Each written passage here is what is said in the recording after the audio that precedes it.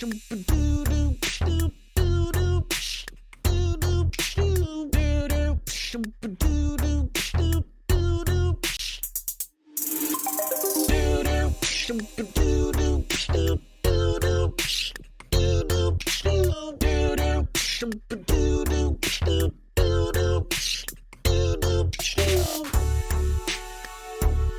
everybody, welcome to episode 90 of Tactical Crouch. We're a competitive Overwatch podcast. I'm KickedTripod, joined of course by Yiska and Volamel. We've got a lot to talk about today, so we're not going to mess around. Instead, we are going to just jump right in and get into the news. Big thank you to our patron producers, Battle Crab Pin, Lolshin, Charlie L, Audio Compass, Porkchop Sammy, Kasha67, Coochie Kopi, Salsa Boy 91, Shara, and Picasso. That's the stuff I was talking about. Like on Spike Drop, that's missing, and now we got our bars back. We got our what back? There we go. Our bars. You just gotta spit some hot bars, you know. Oh, yeah. Let them know that you're Set eating him off, Rap God. Got it. Jeez. All right. Well, thank you again to our patron producers. If you like the show, go to patreon.com/tacticalcrouch. We've got a game night coming up. We were going to do it this week originally, but we've actually got a little bit of a surprise episode coming to you on Friday. On Friday, we're going to be joined by LA Gladiators coach Curry Shot at 2 p.m. Pacific time. So essentially right after Spike Drop, we're going to be turning around, doing a show with Curry Shot, talking about the LA Gladiators, their performance so far. And it's going to be awesome. I'm going to wear my... I mean, you know he's going to. I'm going to wear my Guangzhou Curry Shot jersey, and we'll see how that goes. It's gonna be great. So that's a Friday at 2 p.m. Pacific time. Give you a little bonus episode this week. Otherwise, of course, this is the preview show. You see it at noon on Mondays, and then the recap show, and then the preview show for Overwatch League is on Wednesday at noon. Speaking of schedules, though, schedules are getting a little bit of a change this week, Joe. Yeah, we've got Thursday, Friday games, and then China plays Saturday, Sunday. Seems very bizarre. I'm not entirely sure why. Maybe there's going to be additional schedule changes coming. It seems like they want to catch up, but as it stands right now, it seems like they're just playing the same number of games, just shifted back a couple days, which is a little bizarre. I don't know if that's to accommodate any kind of like travel considerations that teams might be going on the weekend or what, but what time are a little strange. What time are the games being played for Asia? Early, like 1 a.m. again. Let's see. No. 1 a.m. Pacific. Oh yeah, 1 a.m. Pacific. What? 1 a.m. Pacific would be 3 a.m. my time. And then 3 a.m. Pacific would be 6 a.m. I thought maybe they were doing it to try and get the viewership up on those games, because those games were like down in like the 15 to 25,000. Yeah. That was my thinking as well. But now, like, I didn't even see that it. Wow. Okay. So just no matches during the day on Saturday. Yeah, that is a marathon, because Thursday it's 4 a.m. Pacific, which is 7 my time, and then at 9 my time. So that's Eastern for those who are wondering. And then Friday it's 7, 9, and like 11 or 12. I don't know. Don't feel like doing math. Yeah, it's like a marathon. All right, very cool. Dude, what these times tell me is that, like, hey, to the 5 guys in Europe that are also watching with me, like, sorry that the Overwatch League can't accommodate us. We're done with Overwatch pretty much like after waking up on the Saturday. Very nice. So just in time to not know what happened.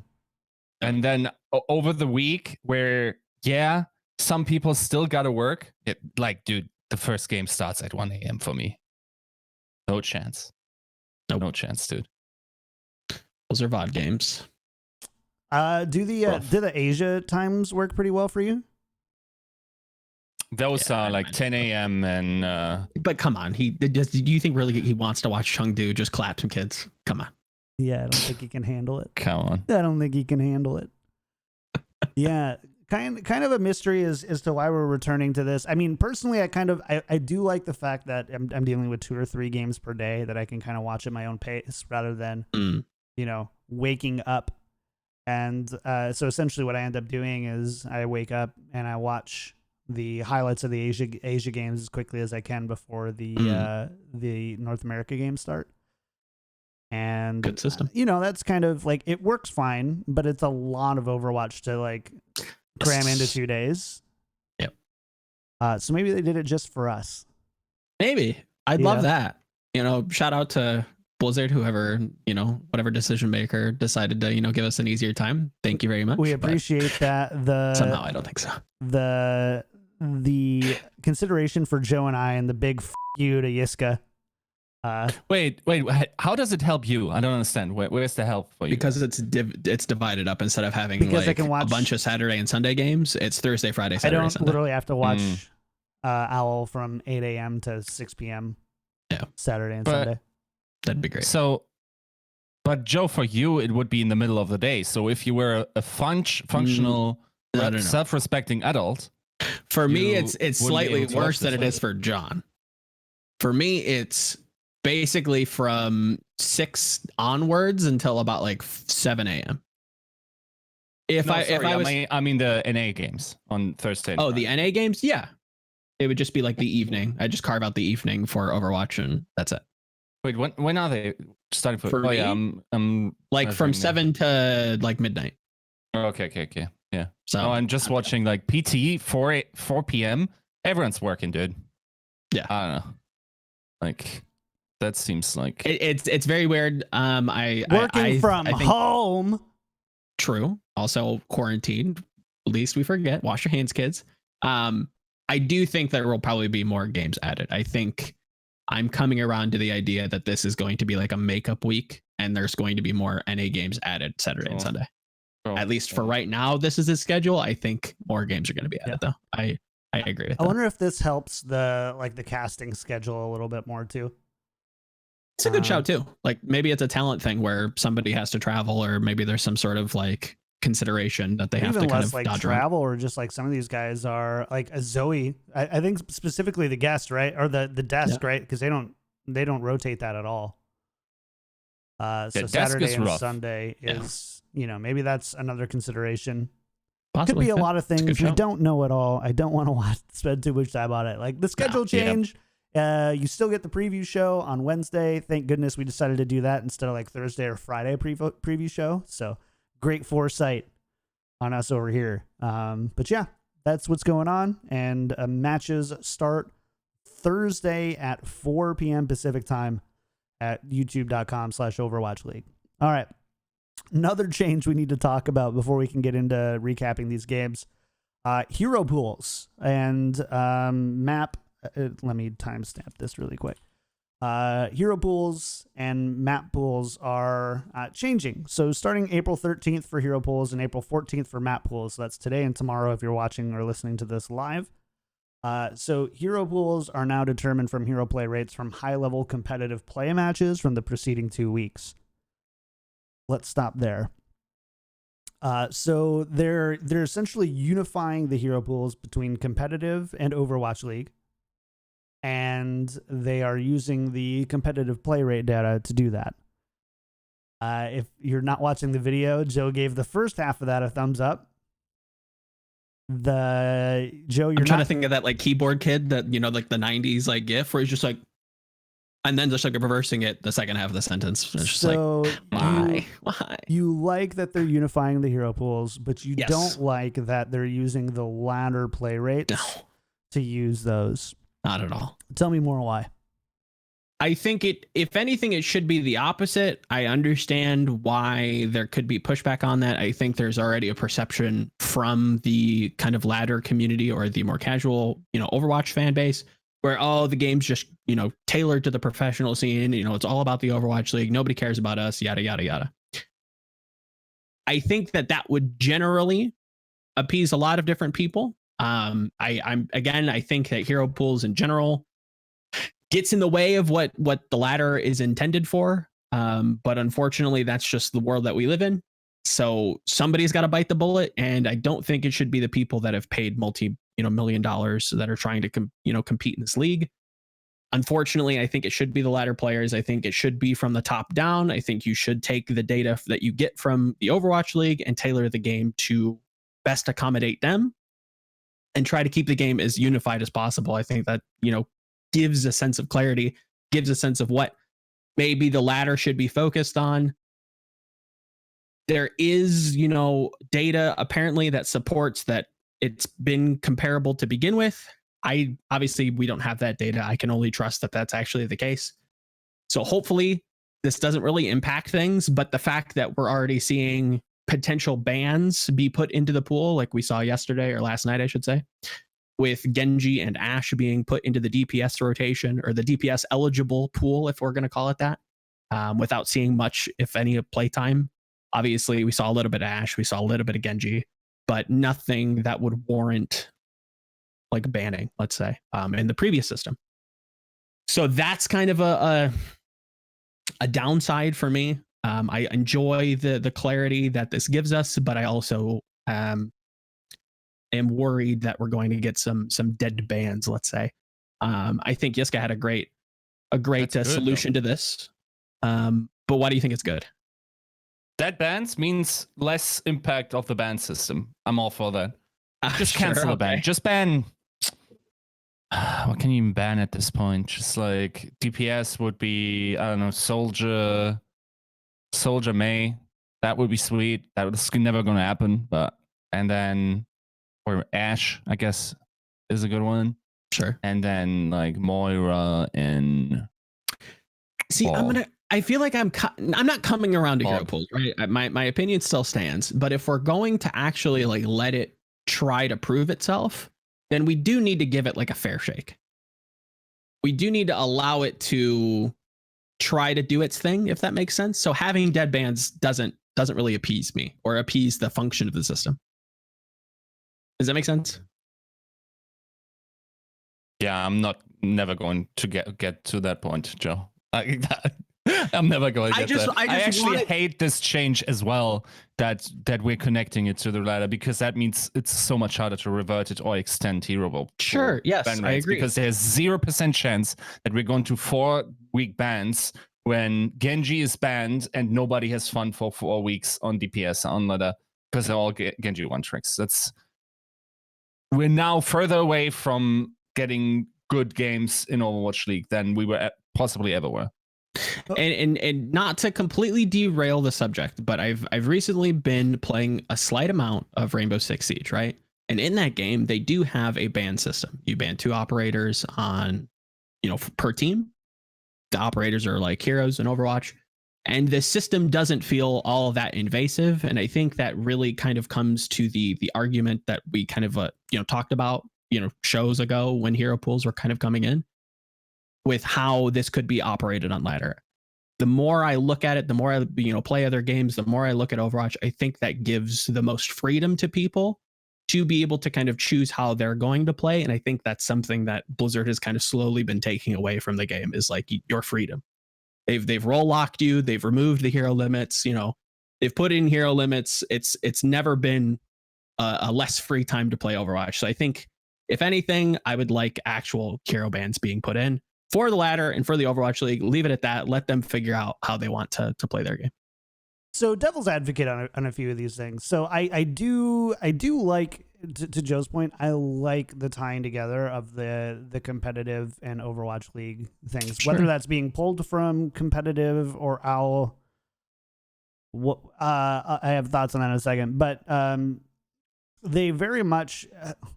Let's assume that Blizzard is still committed to the idea of a path to pro. Okay. But let's assume they're committed to something, but let's assume that they are. The path to pro really starts at, GM top 500, right? Having that consistent. And I would be willing to guess that this is going to be sent through to like contenders and trials and open division as well. So that it's consistent through all of them. If it's not, of course. Yeah, right. So it's going to be consistent through all levels of play. Totally. That makes sense. That makes sense to me. I would hope so. If that's not the case, then what are we doing? Yeah, the thing is, insane oversight. The thing is regardless on if the hero pool data is similar between high level competitive and Overwatch League and contenders is kind of irrelevant. Like, In what way? In the sense relevant? That because the what is played on ladder is very different. Causation wise, well, that's what causation wise, yes. Oh, yeah. Okay. You know, and so from that perspective, like I just think it for now, I think it's probably fine, and we're kind of nitpicking over something that might not actually ever end up being an issue.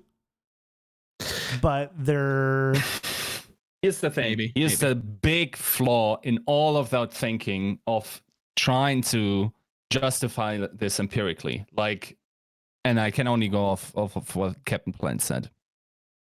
So they said they looked at the data and of competitive and Overwatch League over the last 2 years, and they determined that the play rates were about similar, and there are only sometimes these artifacts like Ash, and in those cases it would just be a dead ban for Overwatch League, which wouldn't really determine things. That dismisses the point why things are mirroring Overwatch League on ladder. It is because it is played in Overwatch League that it is then mirrored on ladder, because people want to be good on the things, so they can play it in their contenders matches or in their tryouts or whatever. So they can play the meta heroes. There aren't that many, hopefully, that many people that are completely playing for fun in the relevant metadata. So of course, if you're going down to Masters all the way down, yes, there's a lot of people playing for fun. There's probably also still a lot of people playing for fun in GM. I hope they don't go that far down in taking out the stuff.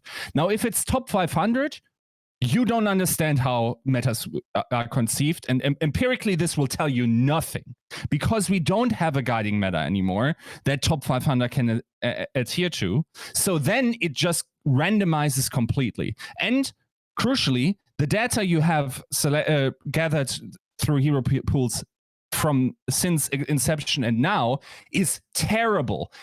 If you thought that this was a proof of principle, you are wrong. That is terrible thinking. So that justification, I hope there's more to this, because this is just so dirty thinking. It's actually unreal. Hopefully they didn't come to that conclusion through these things, completely misunderstanding how metas work on ladder and pro play. It's not a balance state thing. It is more than half of why people play stuff is because of social reasons, and them interchanging and being interdependent on the things that happen within the environment. You can absolutely very easily think like do you think it goes all the way down phenomenon. To Masters? No, I don't think it goes down. Sorry, what do you mean? Do you think that they're pulling the competitive data from Masters players? I'm not sure. I certainly hope My not. guess would be top 500 and maybe top GM. I don't know. Even then, sure. He said, like Captain Planet said that it's he promises it's a good cutoff. To me, that suggests hopefully not under top 500. Yeah, I think all it should the just be anybody who's top 500, and they get their data sent to the Overwatch League, and they don't grab it by the player. They grab it by the match, right? You would grab it by matches from top 500 players. Not all matches are going to have top 500 players, so presumably any match with top 500 players in it. Or the pick right off top 500 players. That's what I'm hoping. And then also, I don't know. In which case, by the way, Violet, you have it all in your hands. You have a significant amount of these that just determined by yourself. But yeah, like I really...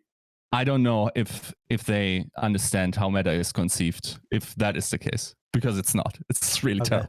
Let's talk about the other half of this thing. Is there's no more map pools in competitive play. But Paris and Horizon Lunar Colony are being removed from competitive until they can be improved for competitive play. So basically, they're being removed because they're bad maps, which I think largely is agreed with. Yes, we know, Timothy and YouTube, you like Horizon Lunar Colony, fine. It's not saying everybody doesn't like the good. Most people would disagree with you, unfortunately. Yeah, so it makes sense. Fine. I think that this I like that one, by the way. What? The map rotation thing or the map ban thing. Yeah, I think this is a good direction for things to move into. But I find it interesting that Paris has been a thorn in their side. Horizon has been a giant thorn in their side for it feels like years now. They've reworked that map at least once before, if I remember correctly, and they still haven't got it right. I think this is still more to do with 2CP as a like casual competitive game mode. Hopefully that kind of caveat makes enough sense where it's not in the Overwatch League. Not specifically talking about the Overwatch League. I'm talking about like playing on the ladder, at least at like a semi-competitive level. Mm-hmm. 2CP is not fun to play. I like it. I like watching it. It's probably one of the more strategic map types or game types. It's fun to win. But playing it is one of the most frustrating experiences in gaming I think I've ever had. I love winning in 2CP. You like crushing people. Yes, stomping, but that's it doesn't for matter. every game. Remove 2CP from the sentence. I like winning. I like winning in 2CP. It's fun. You like winning on Control too, don't you? It's one, but I like the snowballing from taking point A to taking point B all at once. No one's ults charged or anything. Just could you extend that to escort as well? Where you like that because you're avoiding a lot of pain for yourself into attacking B. I also know what it's like to lose 2CP, so I like winning 2CP better. Yeah. Yeah. But yeah, I feel like when I play 2CP and roll, it feels good because I don't have to go through the torture. Feels like it's more of a relief. Yeah. It's a relief rather than like, wow, that was a great game. It's like, oh God, I didn't get held on Temple. Great. Yeah. I don't think there's a whole lot to add to this. At least for today. We can kind of keep watching. Usually, I think this is a good change. They've identified that again, maps are the problem. We don't need no map. We don't need more maps. We don't need new maps. Just fix the ones that you have. Yeah. Figure out ways to create Paris and probably change the name. I was just watching Sideshow's VOD and I agree with him. Like maybe we just change Paris. Just change the name of it, alter it, give it a new like facelift, rebrand it into something else. Like he mentioned, like why don't we just call it Lyon? So you're not having Paris Eternal playing on the Paris map and having that kind of confusion. Just call it something different. Oh, that's so confusing. You'd be surprised at what confuses people, man. I don't consider that a confusion at all. I mean, it might not be for you. Or Fusions anybody. and fusion. I know dumb people. To do a podcast with one of them. No, I'm just kidding. No. Really though, is that really a yes? That's a needless annoyance that you could easily just change. Simple. You can't change fusions and fusion. That's a player's name and a team name. Like that's a big ask, but you can change your map's name. You're not tied to it. Plus, now that it's out of the map pool, you might as well just rebrand it. Just give it a new name so it's not as confusing. That's it's a like mouthful to try and like contextualize in a sentence. A solution in search of a problem that I would much rather they work on just the balance of the map. Yeah, sure. We don't need a marketing design sprint on Paris. I mean, it doesn't even have to be that serious. Just call it like Poop Butt 420. I don't care. Just change the name. It doesn't have to be like really that thought about. Yeah. Eiffel Tower 2. I don't care. Yeah, sure, chat. Do something. Just not Paris. Okay. Paris and Paris Eternal. Play Paris on Paris. It sounds dumb. Just change the name. That's why. That's the consideration. All right. Poop Butt 420. Episode title. Exactly. Poop Butt 420. All right. Let's talk about a little Overwatch League though then, and that is XZ is returning to South Korea to be treated for some severe neck pain. So for those who have been living in a cave, XZ, obviously one of the huge bright points of Paris Eternal's early performances. We haven't seen him since. The team has been managing relatively well, I would say. The team has been managing without XE, but he's definitely being missed, and we now finally have a reason to his absence. Hope he gets better soon. I don't really have any other thoughts other than I hope that they can continue to. Yeah, I hope they can continue to play well without XE. But it's a tall order, man. He was kind of one of those that, you know, especially in the early weeks, you could have considered for some sort of rookie of the year type consideration. Oh, definitely. I think he's probably still in the running. Unfortunately, like with hero pools, that's definitely thrown a skew into some things, but they've kind of drawn a lucky pick with the hero pool, the hero bands that have come out. A lot of his like signature heroes are at least kind of set off to the side for this week, so maybe the absence won't hurt them as much. We'll have to see. Yeah. So let's just, you know what, let's just jump right in. Let's actually recap this week's episode or this week's matches. We're gonna do that. It's 26 minutes. It's 26 minutes. Boom. Saw a lot of games. We actually watched a good chunk of them all together, which was kind of fun. Normally, I don't get to join you guys on the weekend for the little watch parties, but I got to this weekend. And what was your guys' thoughts on how teams adapted to the meta this week? I didn't expect the Torb to return, but everything else kind of made sense. I think we kind of talked about how we were thinking. I think we had a good idea setting outside of scrims of what was going to be played. I think we identified that double shield was going to be strong, that Rhino Reset was going to be strong. I think it was more of the DPS that was like kind of up for grabs. That seemed very map dependent. I was shocked at the Torb. I was kind of surprised that like Torb, Goats, like Unga Bunga, Rush You Down kind of comps were still being played. I still like that actually might be carving out a not a small niche, but like an archetypal niche and an identity niche that teams could be kind of grasping onto. And I figured that Atlanta was going to be that team, but apparently they weren't. But yeah, that's kind of like where I was surprised, let's say. Yeah, especially in the week where Brig was available, right? Yeah, exactly. I figured Tracer was going to be.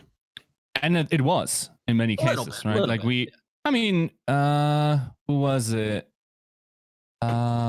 Outlaws, right? Played a bunch of. I think Outlaws and Atlanta both played a lot of Tracer Brig, but I'd have to look, but I don't think that it was played a lot comparatively, like over the weekend. Yeah, that's probably true, but there's most definitely like a belief thing going on between teams where some teams just think Torb hard counters Tracer and then vice versa. And then someone like Decay is just not a believer of that at all and just like poops on you when you I don't identify Dante that, also kind of worked. I know, like, I think Dante and Shofor had a short like exchange on Twitter about that. Oh, did they? Oh, I didn't see that. Yeah, and it's like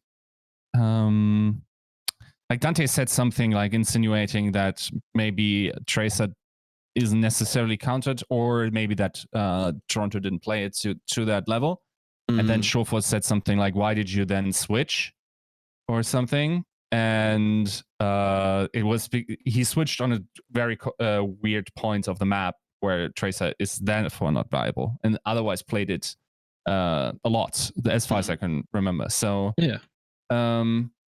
I think that's going to be an interesting thing to follow, just like what the Tracer Torb debate will be. Yep. And importantly, I think Decay even did it to them without the break, if I'm not mistaken, that 1 week last week. I think I'd have to go back and look, but I'm not sure. Yeah, pretty sure this was break. Yeah, it's definitely interesting.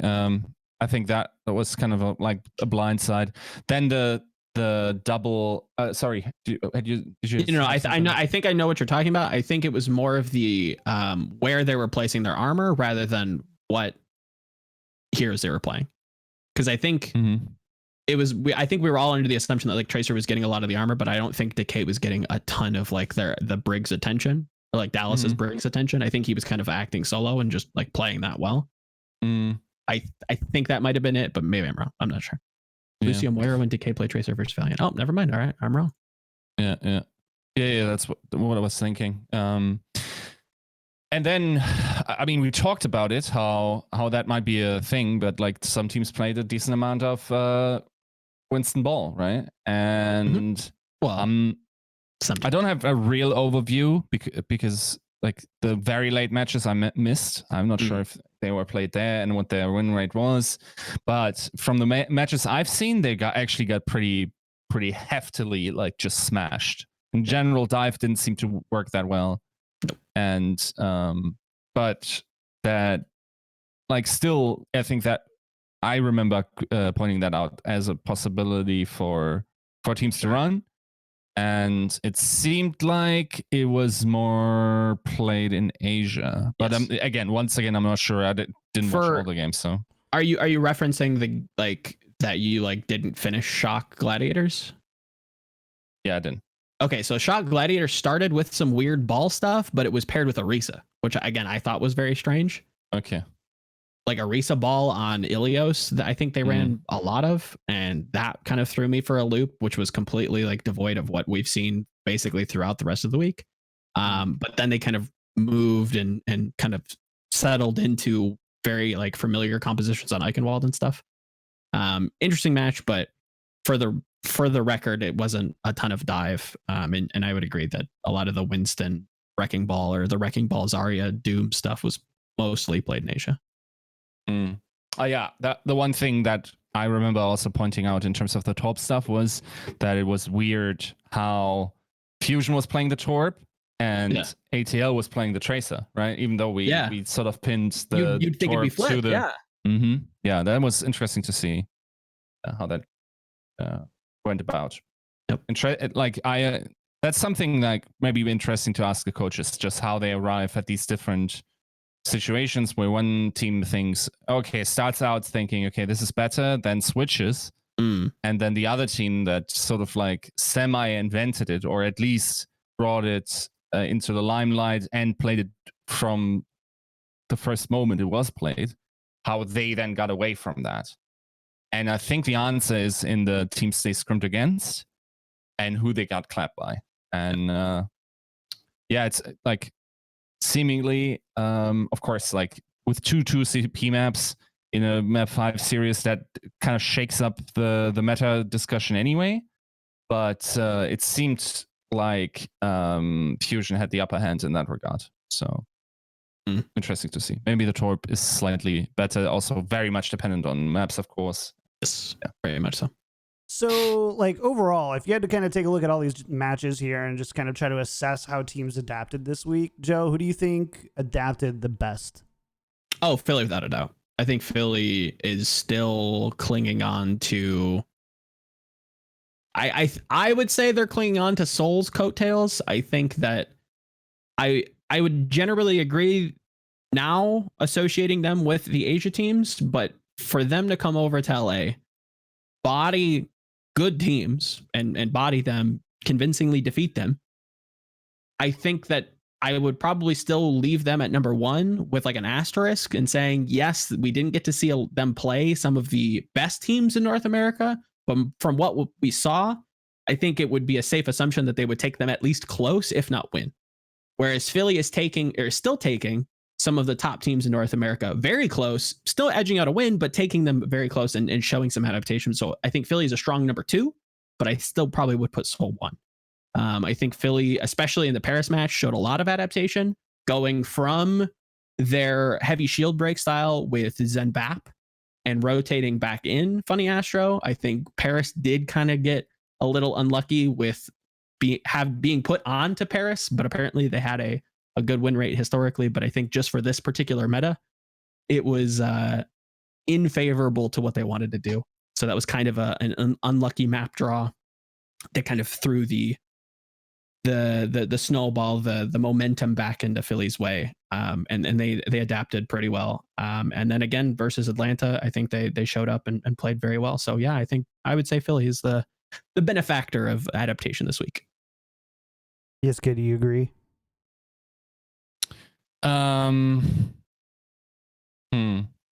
Yeah, maybe. I mean, they also have the most solid win rate in Europe set right now, I think, with a representative amount of play. Like Seoul, of course, has won 2 hero pool matches, but like hasn't. I think both of those came in 1 week, right? So it's not really like anything that really illustrates like adaptability over multiple hero pool types. I also think that I mean the one loss that Philly has probably, what was the close one, right? Mm-hmm. Was it against ATL? Was that a revenge match? Paris. Remember Paris game 5? Against Paris. Yeah, true. Yeah. And that was then a revenge before. Yeah, yes. Yep. Yeah, I think that's probably the team to shout out. I wouldn't know who else to name. Nobody else really jumped out. I think nobody seemed to like do a ton of adapting. And I don't think it's necessarily fair to just say like one match out of the weekend was like. It's tough for the one enough. matchers, right? Because like especially when you're comparing it against 2 matchers, because there's only I think 2 or 3 teams that went 2-0 on 2 matches. So the Houston Outlaws were the other one, which they played well, and that's good, and it's exciting to see them win. But they did it against Boston and Toronto, who they probably should be beating. Yeah, and they did, to be fair. Yeah, so and we talked about it last week, right? Where the Houston Outlaws, in order to like keep any faith there, need to walk away with at least 1 win, if not 2, and they did that at least. They show up. So granted, Toronto, it was nail biting, but obviously there were some circumstances that made that a little bit more difficult for them than it needed to be. But yeah, they came out with wins, and yeah. So not bottom 5. So let's talk about teams though that didn't adapt well to this meta. Sure. And I think the first one that we have to probably just call out unanimously is those Vancouver Titans. They going Don't know what you were doing. 0-2. Yeah, going 0-2. They get swept by Guangzhou and then lose 3-1 to Chengdu. They also did it, Yiska, without your boy Haksal. Yeah. That face. What's going on in Vancouver? Do you think there, Yiska? I don't know what's happening there, but whatever it is, right? That makes it so that the MVP and the rookie of the season, or in a sensible way to say, like the rookie, the MVP of the season, and then the 1B of last season, because calling Haksal a rookie is a little. The Overwatch League rookie of the season. Yeah. Yes, the Overwatch League. Whatever the reason is, those 2 individuals aren't playing. That reason needs to get its shit together. I'm not sure if it's the same reason. I'm not sure if it is them personally, if it's like for San Francisco, it's more understandable simply because they have a sick and deep lineup, and they are known to rotate that stuff. But then it's on the game, because what kind of a competition are we where those people can just vanish from into thin air after having like super dominant seasons? That's not fun, bro. It's just not fun. And then there's also no way, hopefully, that the comps that Vancouver were running were the better alternatives. A, their read was terrible. B, they weren't playing around their strength in not feeling Haksal and playing some, like, I'm sure he has a top, bro. Like, yeah, I'm pretty sure he does. Of course, also like splurging money on a Jaehong and then not like having Stitch as your project as your second hit skin specialist is a bit of an oof. I mean, to be fair, like I don't expect Jaehong to like just be able to like call upon like some sort of hit scan comparable to Stitch. Granted, again, I'm not like a huge Stitch fan. My point is, why do you splurge so much money that he's possibly the best paid player in the Overwatch League. Haksal? No, Jaehoon. Jaehoon. Okay. I couldn't. When you tell don't have why. a second serviceable. Okay, so it's more of an DPS allocation of budget rather than who they spent the budget. Yes, that's nuts to me. That is actually completely insane. It's very bizarre, very very strange. Especially when your other hit scan DPS is Stitch, who arrived washed in Overwatch League. Come on, dude. And that's the narrative that I think we need to like actually put to bed. Statistically speaking, we were all wrong. Stitch is not good. He is painfully average. Yeah. I'm coming for you, Stitch apologists. Yes, he had a couple good games in contenders in many Apex seasons. He's a veteran player, so he has a very large pool to sample from. You are going to get good games from him, but by and large, he's not that good. Are there he's any not good at all? Overwatch League Was he pros ever good, Joe? No, we had Leaf revisiting. No. Did he get outplayed by Eska? Definitely not. They probably okay, it's not going that far. Okay, we're not revising history. I see. Yeah. No. Yeah, not that bad. I think Runaway and not to completely derail this into history, but I think Runaway had a way better read, and Eska was also put on a role that he was not prepared for. But c'est la vie. So Stitch fans, I'm coming for you. And then the people who are going to attack Yiska on the fact or the loophole that your argument kind of presented was the argument that there shouldn't be meta diversity, and having somebody rotate out of a meta is somehow a bad thing. I don't think that's a fair representation of what he was saying, what Yiska was arguing. Mm-hmm. But I can already hear people like, oh, well, we saw, X player get rotated out in GOATs. Like, why aren't you complaining then? Where's your consistency? It's the frequency. No. Not the best players in the world were not rotated out. Exactly. That never happened. You look at Haksal. Where did he go? He played Brig. In Double Shield, he played Mei. Why now is it that he's being rotated out for, again, I don't think they've said anything publicly, but let's hypothetically say, oh, it's for scrim reasons. Doesn't that seem a little strange? That seems strange to me. Seems very bizarre. Again, I think I could more aptly understand a world where the Shock, who have a very large breadth of very talented DPS players, to rotate in and out, and they've done that before. We've seen Sinatraa very pigeonholed into Doomfist last season. We've seen him, not pigeonholed into Doomfist, but when he was rotated out in stage 4, if memory serves me, he was put on Doomfist on specific maps, and there was a rotation being had. Whereas in, previous to that, stage 1, stage 2, stage 3, he was, mainstay on Zarya. I can understand that for Shock. I still think it's a little weird, but I trust Krusty enough. Titans, on the other hand, little strange, very bizarre. I think there are plenty of heroes that Haksal could play. Why isn't he playing them? And then again, this is a team that wants to do their own thing. At least I've shown that in the past. They ran dive when nobody else was running dive, or very few people were running that specific essence of dive with the Genji. Why isn't that like their go-to then? Seems very bizarre to me. I'll say that.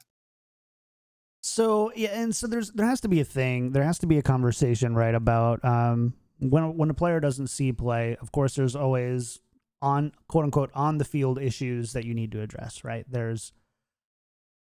They're not feeling well. They're not playing well in this meta. And I think people have immediately gravitated to this is just a week that isn't for Haksal. I struggle with that. I those find are the that like top 4 comments on the primary why isn't Haksal playing this week thread. And they're all I think that's what we all want it to be. Bro. We all want it to be that. I don't think it's that though. Bro. I would pay good money and bet that Haksal has a better McCree than Stitch. You know I'm a betting man. I would bet that he does as well. I would probably bet that this isn't for gameplay reasons. Me personally, knowing nothing. I don't talk to anybody. If you know me, I know very little in terms of backstage stuff. I would put money on the fact that he's not playing because this isn't a meta for him. I would put money on that. I'll put my COVID insurance-y check that I'm getting from the government on that right now. My small amount. Jesus Christ. Nice. Wow. And we do know that there's a lot of, we were talking about this in our preseason rankings a little bit, that there are some challenging aspects to the organizational structure. That's a fantastic point. Vancouver Titans. Thank you.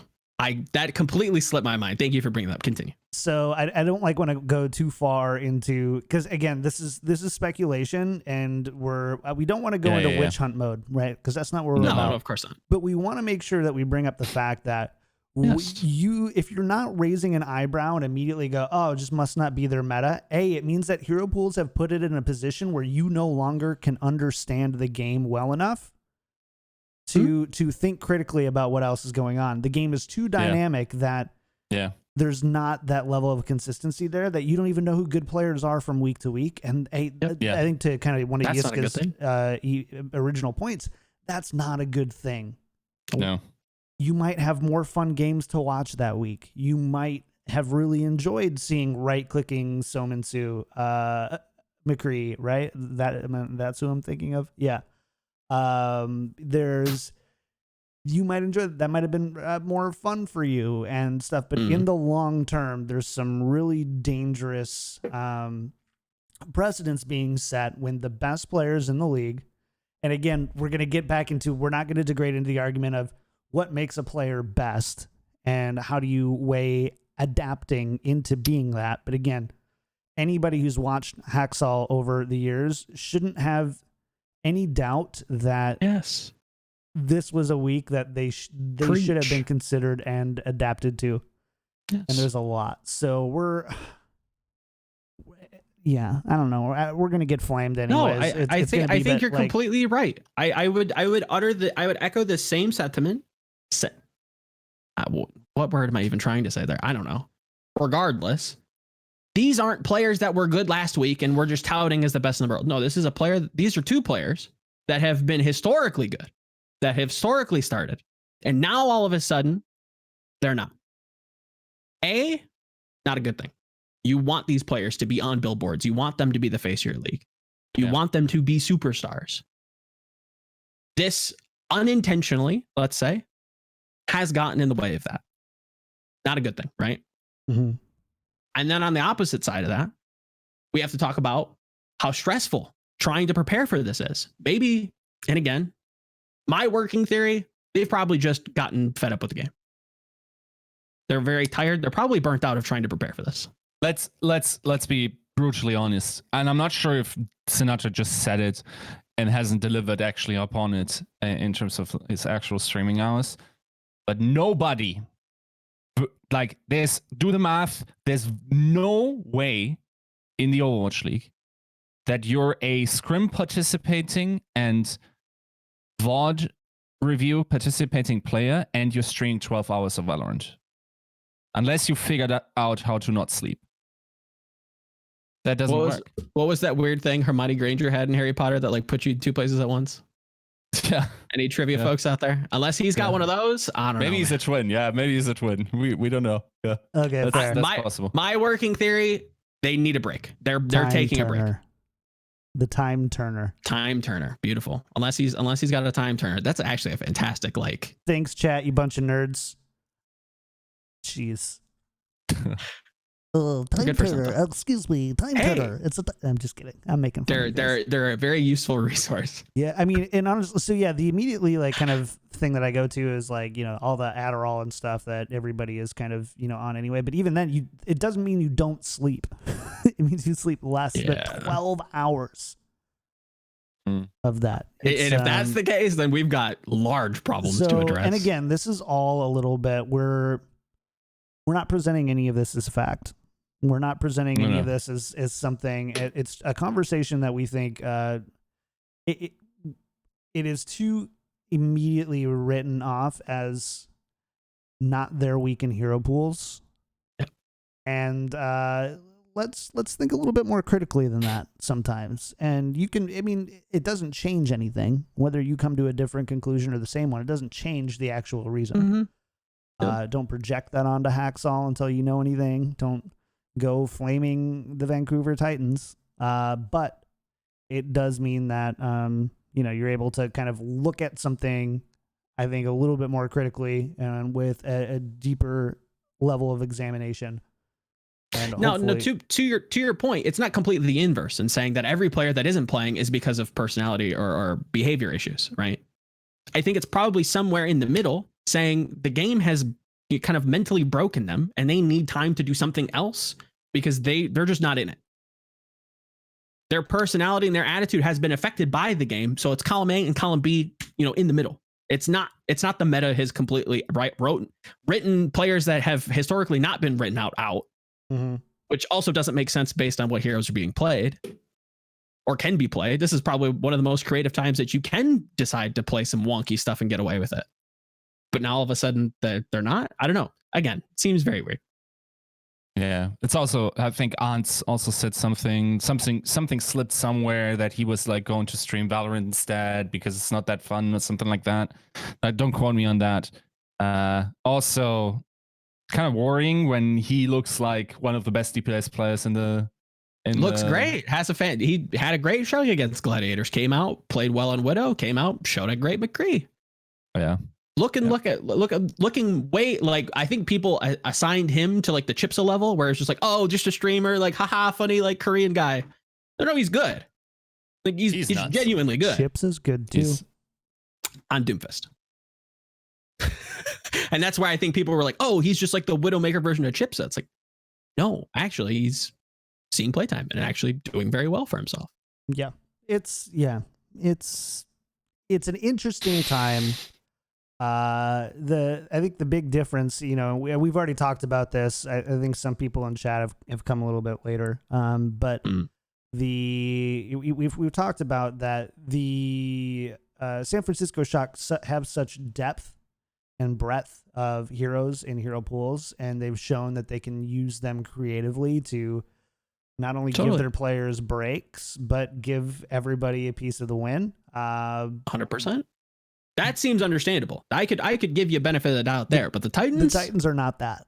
I don't know about that one. That's not what they're known for. That's not what they do. So he's there's a lot going on. We're gonna definitely watch it though and see just see how the story is developing. How many more Overwatch players Valorant will take. I was watching Linkser and Seagull and was it Muma? Linkser, Seagull, Zed, Jake. I know Emong's been playing a lot. And Emong, I think that was their 5-stack that they were playing for a while, and it's just it's there's a lot going on. I think just in gaming in general. Totally. So we just have to keep watching it. Back to reviewing these games though. Yes. Yeah. We kind of got on that. To say all that is to say the Vancouver Titans have definitely adapted and prepared the worst. Yes. For this. They had 2 games, one of which they should both incredibly winnable. But they should have won both. They should have definitely have won one. For sure. They end up walking away with 1 map win. 6-1. Not good. But let's talk about a squad that flipped the script, and that's the Houston Outlaws. We've been talking about the Houston Outlaws have just been, our patience was wearing thin on the show, but the Houston Outlaws now are 4-6. That they are. They're coming on back. To be fair, they beat the Boston Uprising and the Toronto Defiant. Not necessarily the brightest spots in the Atlantic Division, but they beat them, and they did so I think fairly well. So Yiska, how do you think that Houston looked this week from the games you saw? Well, okay, so Uprising is Uprising. There's really no fear in losing to them at the moment unless you're watching Justice. I felt like there was the game against Toronto showed you just how different the new Outlaws is from the old Outlaws, despite just having still some of the pieces that were around before. Because this is a team that is notoriously bad at game 5s. right? Notoriously bad at doing reverse sweeps either. There was, I think they only have 2 in franchise history, and like that was one of them. Sure. So to see them bring it back, it should just qualify, especially if they can do something like that again. And also just, I think the hero pool scores 4-0 at the moment or something. If I'm not entirely mistaken, let me check this real quick while I'm talking. Yeah, I think like great win. Of course, not the most amazing opponents that they have either. Like that's, you can only beat what you get in front of you, right? Totally, of course. But the fact that they're beating teams that they should be beating should kind of triage them to the point of, okay, we've stabilized. They're nearing like a gatekeeper team. They feel kind of like a London team where it's like, okay, if you can't beat this team, you're not in discussion for being good. But that team itself is not a good team. They're keeping you out from being considered good. I don't think they're bad. I also don't think they're good. They're somewhere in the middle, trading against, the middle pack teams, but they're also beating all of the teams below them. But they're winning. Not clean, they won but they're winning. A map 5, which is great. Houston fans are naturally averse to seeing Houston go to 4-1, I think. Map 5. 3-1. To their point against versus Toronto, John actually corrected me. Watching the match, they came in with like some sort of weird, hardware issues. They didn't then have a scrim to prepare them, which caused that game to be way more frantic than it needed to be, which caused some mess. They still bounced back, had the mentality intact to be able to finish in game 5. I think that speaks volumes. To then to compare that to the match score, you see a 3-2 match score against Toronto, you're like, wow, that's not good.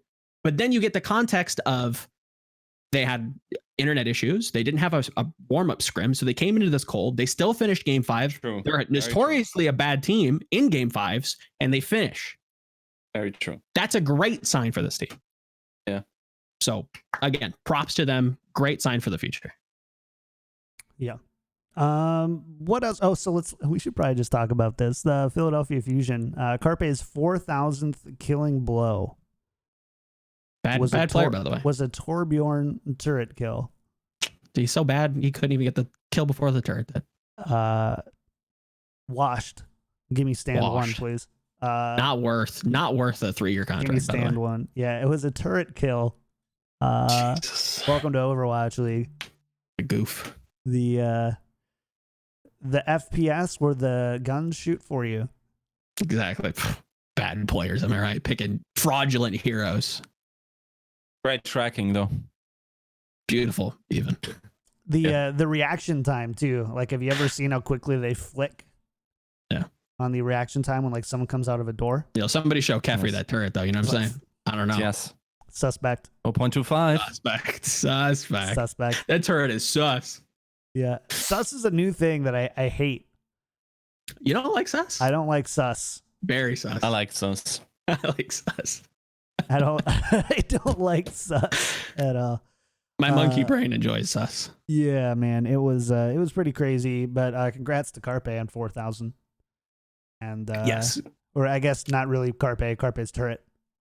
And also, Carpe's turret placement, I guess. You can get decision making on point. It should be 3,999.5. Half a kill. Half a kill. There you go. Let me posture this to you, gentlemen. I think there's a clear front runner in the GOAT debate, but is Prophet nearing candidacy? Or is he already a candidate in your eyes? What are you talking? Wait.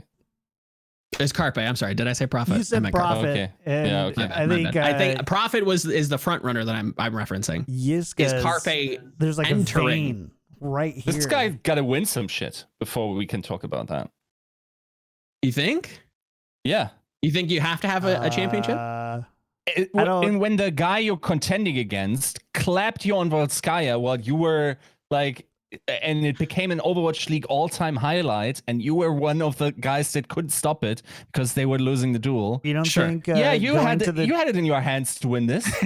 You didn't. You got clapped by the goat. So goat shit. No. you don't, Again, I'm not saying he is the GOAT. I'm saying, is he nearing GOAT candidacy? Could he be considered? you think that Sure. losing in the season 1 Overwatch League grand finals is not winning enough? Yeah. Like, look at Prophet's trophy case. Yeah, Prophet's trophy case is I mean, stacked, I to be fair. understand. I understand that, but And I it just is say because he hard carries, right? But to it's John's point, he also got to the grand finals. he got there Yeah. with a Yeah. team, a not super team. No. Yeah. He got there with Fraggy. Pretty not great team. He got there with No, Fraggy. you Sato got with that a with 30 Sato. Like, 30 game ban Sato. oh yeah, I guess Sato did play on that, didn't he? But like, he I mean, got he there did with play, nuts, but he nuts, didn't dude. practice. He got there with nuts. A Meta Athena approved. I'm so glad we're comparing crucial turns.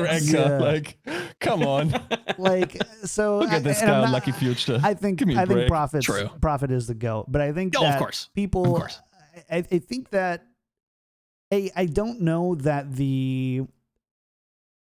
it's really difficult to only compare accolades pre Overwatch League, and there's not a lot of accolades to get post Overwatch League, so winning becomes a really unattainable and very out of your control metric to rely on. I think that it's something that should be considered always, and if you have a really great player on a team that's consistently losing, I think that sure, but the Philadelphia Fusion haven't been a consistently losing team, not in season 1 and not in season 3. They haven't been the best team, but they also aren't GC Busan and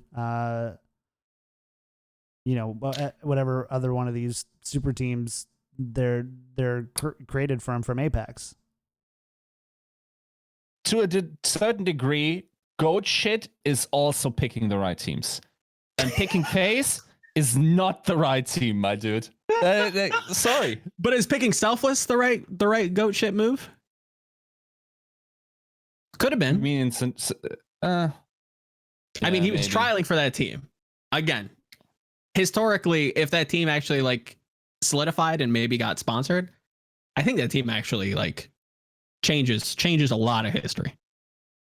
So, a lot of things are different if that team like actually solidifies, because then you have like Sinatraa, Carpe.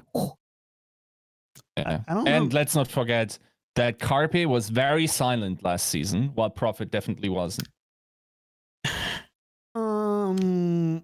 I mean, I think yeah. relatively, I don't totally 100% agree with that. Yeah, I can't Okay. defend you there. Can't Please defend you qualify my eyebrows hurting. there. Can't defend you there. I think Philly as a team, because they were playing in goats, like it's gonna be super difficult for him to look That's good. what I'm saying. Yeah, it's Then sure, I don't could see your know. point, It's but just- it's tough to argue otherwise. it's like comparing two runners in a marathon and then only using data where one of them broke their leg. Like, Why is Prophet's like not broken by goats? I think that he had a lot better supporting cast around him. Slightly better. I Sure, would say, that's but yeah. true. Like they're just so I don't equal in the teams know. they have around them, right? He had Fury. Yeah. It's a pretty good player. Who's not playing over Poco, by the way. It doesn't. You're right. It actually I don't even think it matters. I don't think it actually even matters. So the original question is Carpe inserting himself into the GOAT I think so. conversation? It's the only one you can pair up with Prophet Yeah. and say, okay, let's talk about it. That's the only person knocking on the door. I don't even think the door is open yet. He's knocking And then on. Haksal is just like coming, but was kind of barred from entry due to He slipped age restriction. and fell down a little bit. Like But- he, of course, also like won a contenders, has been around for such a long time, longer than Prophet, and not Carpe, but Carpe also wasn't winning anything or getting close to anything meaningful in his pre-Overwatch League career. And then Haksal has just been around for so long. Yeah. And then also just like played phenomenal on a lot of picks over the history of the game. So I think Haksal would be the next in line. And Sinatraa, I see a lot of names. would have to look at. You see a lot of names kind of flowing around in chat. You guys have to realize that it's not who looks good. It's who looks good over years. Yeah. And it's not even good. It's like championship Phenomenal. caliber. Yeah. Just like transcendent elite. Yes. Arguably, like, doesn't matter which meta he's playing or they're playing in. They find a way. Yeah. And there's only really Carpe one. can show a Torb and can clutch, do some goat on Torb. Yeah. Come on, man. I will He's say knocking this, on that door. We do have some exciting younger players entering into the arena now, too, right? Who we're obviously they're not in the discussion for GOAT anytime soon. At least not yet. Yeah. Anytime soon, but saying that, you do have Sparkle, you do have Glister, you do have, I might get for it, but like you do have Xe, who, if he can get on a really good team, like who knows what that might unlock in him. There's a lot of fun new players, and we're kind of seeing, we've already seen, I think you could largely say we've seen a big chunk of the old guard leave Overwatch League, and there are some still left, to be fair, but we're also seeing a brand new generation of Overwatch League player, or just competitive Overwatch player. Games coming out on 4 years old, right? Coming up on 5. Yep. Like, I believe, yeah. 17-year-olds are now 22 or coming up on 22. Yep. That's how quick this goes in a flash. Yeah. And next year we're gonna get some absolute monsters coming in. I think Mag becomes of age. I think Muse becomes of age. Shy, my guy from China, comes of age. Get some nice rookies next year too. Proper is still underage then, right? I'll look. Yeah. Proper would be someone else. Nice is definitely someone else that's coming in. Yeah. But I swear to God, like Nice is perpetually 12. Proper is 16, so you got to wait a little bit longer. Okay, yeah. Unlucky. Sugar Free as well, like somebody who's also perpetually like 10 years old in my mind. Yeah. And perpetually gone from Overwatch. Yeah. Yes. Any other thoughts on the games this week?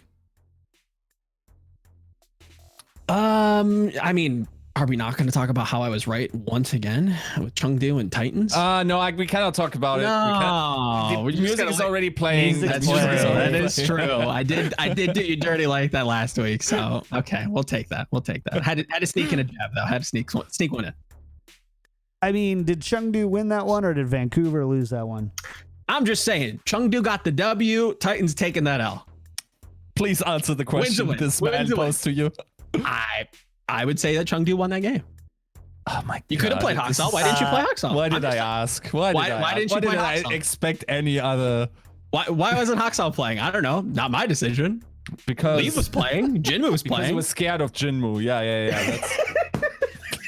That's it. Come on, Another potential. Clip that one, chat. You heard it here clip first. That one. Yeah, put that one on, Cal. Is Haksal also afraid of color hex? Guys. Is Haksal afraid of color hex? He might be. He should be. How about that Leaf boy? Also not great player. We'll take that L. I'll take that L if I can take this W. You can take that W. I also that boy inted a little deeply bit. said that he ran it up mid. The best team in my mind, or the potentially best team of last season, if things work differently, is now one of the worst teams of the season. And well, I don't know. Once again, not one. Yeah, I think one of the worst. I think Washington would have been a competitive matchup against Titans this weekend. It was this bad. No. Yes, they was this bad. Yes. I don't think From meta reads to coordination to who they fielded. Dude, Stitch, man.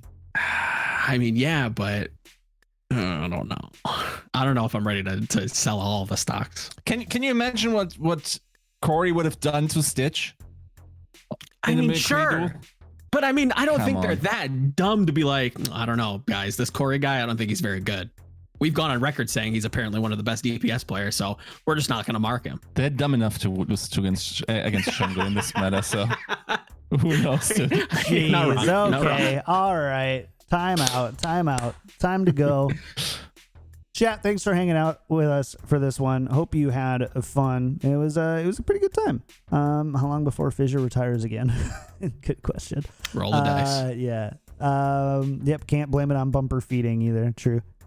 Thanks for hanging out. Hope you enjoyed it. If you do like the show, go to patreon.com/tacticalcrouch. It's a great way to support creators right now. If it's not us, other people. If you are blessed in the situation that is COVID-19 right now and have the ability to support your favorite creators, not necessarily even us, just your favorite creators in general who are going from month to month creating content for you, definitely do support them. For us, you can go to patreon.com/tacticalcrouch. And a big thank you to our patron producers: Battlecrab Pin Lolshin, Charlie L, Audio Compass, Porkchop Sammy, Kasha67, Coochie Kopi, Salsa Boy 91, Shara, and Picasso. That was... Someone do a TikTok on that rap. That was a fire. There we go. That was what the kids called a fire. A fire. We do have two new patrons.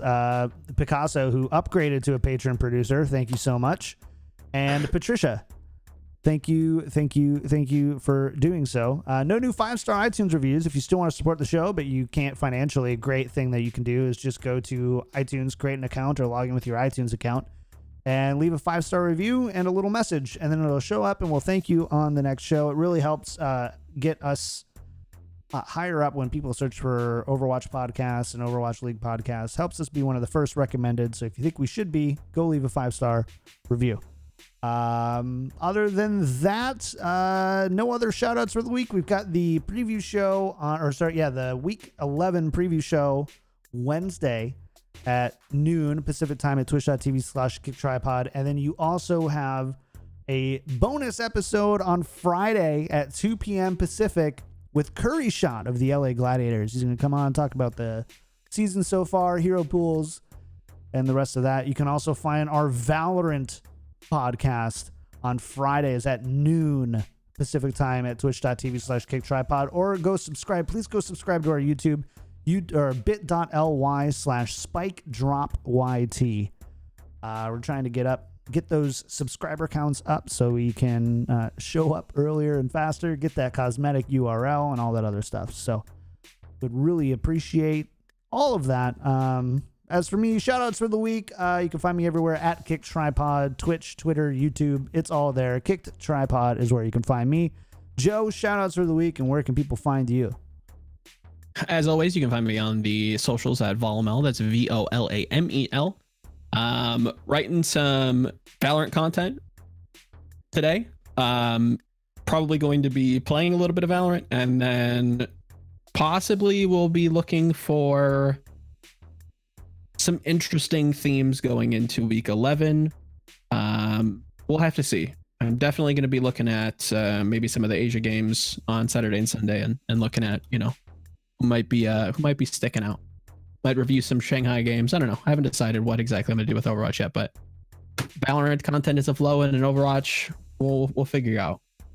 I have some stuff stored up, so we'll have to see. I'll have to pick. Cool. Yiska, what about you? Shout outs for the week, and where can people find you? Shout out to the fellow sufferers through these trying times. I hope you're holding up in whatever situation you're in.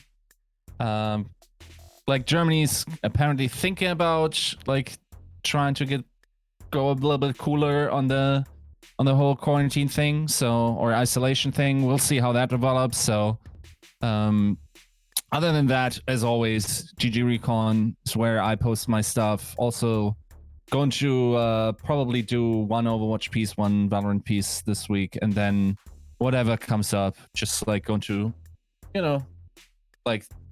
double track drift towards both of these games, esports scenes, and then just see what develops. Awesome. Cool. Well, that's going to do it for us. We're not going to do a post show today. So I do want to take a quick second and thank It's Jiang for the sub during the show. Appreciate you a ton. We're not going to do a post show because we're actually going to host Dream, who, if you're listening to this live, you're going to be hosted. We're going to host Dream. If you're not listening to it live, go to Dream_Overwatch on Twitch and watch his VOD. He's reviewing the Houston Outlaws matches, and it's going to be really cool. And he's not pulling punches, so you might get a little juice, a little bit of cheddar, a little mustard on the hot dog. We need to get Dream on the show soon because he will tell you like he feels it is. That he will do. All right. Chat, thank you for tuning in again. Hope you enjoyed this episode. We're going to get out of here. This has been episode 90. We'll be back for 91 on Wednesday. Bye.